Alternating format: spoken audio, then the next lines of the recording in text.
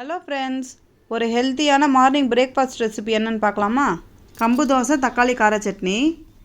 இந்த மாவு எப்படி ரெடி பண்ணியிருக்கேன்னா, 1 கப் கம்பு, 1 கப் இட்லி அரிசி இல்லை சாப்பாடு அரிசி கூட எடுத்துக்கலாம், 1/4 கப் உளுந்து.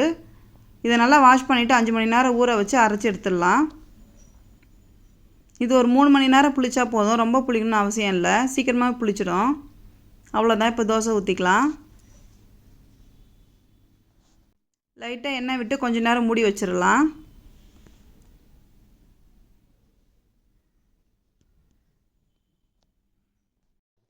இப்போ கொஞ்சம் திருப்பி விட்டு வேக வைக்கலாம்.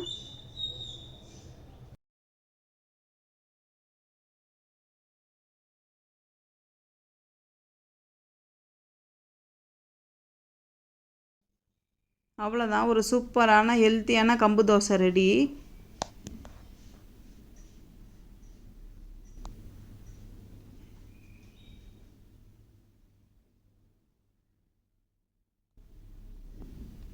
இன்னொரு தோசை ஊற்றிக்கலாம்.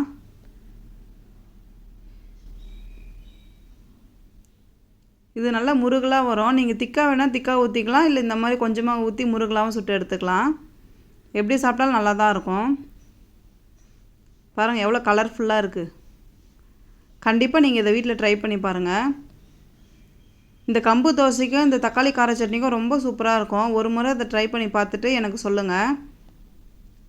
இந்த வீடியோ உங்களுக்கு பிடிச்சிருந்தால் லைக் பண்ணுங்கள், ஷேர் பண்ணுங்கள், மறக்காமல் சப்ஸ்கிரைப் பண்ணுங்கள். தேங்க்ஸ் ஃபார் வாட்சிங்.